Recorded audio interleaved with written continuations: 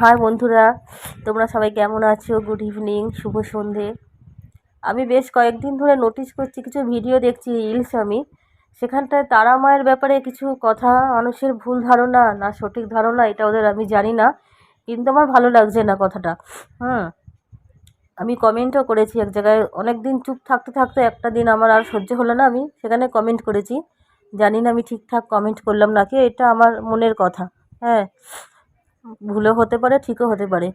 তো ভিডিওটার থিম হচ্ছে, অনেকেই দেখছি লিখছে যে মা তারাকে ঘরে রাখতে নেই, ঘরে পুজো করতে নেই।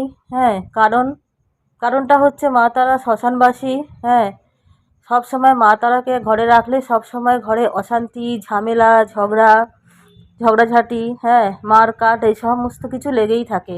মোদ্দা কথা অশান্তি লেগে থাকে। তাই ঘরের মধ্যে তারা মাকে রাখতে নেই। অনেকের ভিডিওতে প্রায় আমি এই দেখছি, দেখতে দেখতে আমার আর আমি রাগ কন্ট্রোল করতে পারছি না। হ্যাঁ, আমি কমেন্ট করতে চাই না, কেন আমি কমেন্টটা শুনলে আবার ওনারা ওই পাশ থেকে কিছু একটা বলবে উল্টোপাল্টা, আমার সহ্য হবে না সেটা।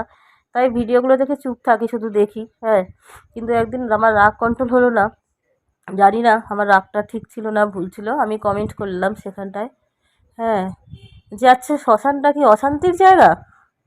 যে আপনি বলছেন, হ্যাঁ, যে তারা মা ঘরে রাখলে, তারা মা যেহেতু শ্মশানবাসিনী, হ্যাঁ, ঘরে অশান্তি লেগে থাকবে। তা আমি আপনাকে বলছি দাদা, শ্মশানটা কি অশান্তির জায়গা?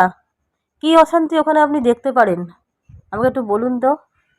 শ্মশানটাই একমাত্র সেই জায়গা যেখানে পরম শান্তি পাওয়া যায়, ঠিক আছে? আমি গত 23 বছর ধরে ঘরে তারা মা রেখেছি মূর্তি।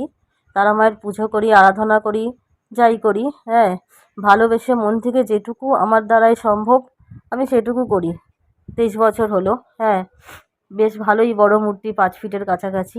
কোথায় আমার ঘরে তো কোনো দিনও অশান্তি, ঝামেলা, মার কাট এ সমস্ত তো কোনো দিনও হয়নি। তো আপনারা এত ভুলভাল তথ্য কেন দেন? তারা মা কি বলেছে আমাকে ঘরে রাখবে না তোমরা? অশান্তি লাগাবো, মার কাট লাগাবো? আরে তোমরা তো তোমরা নিজেরাই হচ্ছে একটা মানে পরিবেশকে অশান্তি করার মানুষ একটা। তোমরা শান্তি পছন্দ করো না, আপনারা শান্তি পছন্দ করেন না।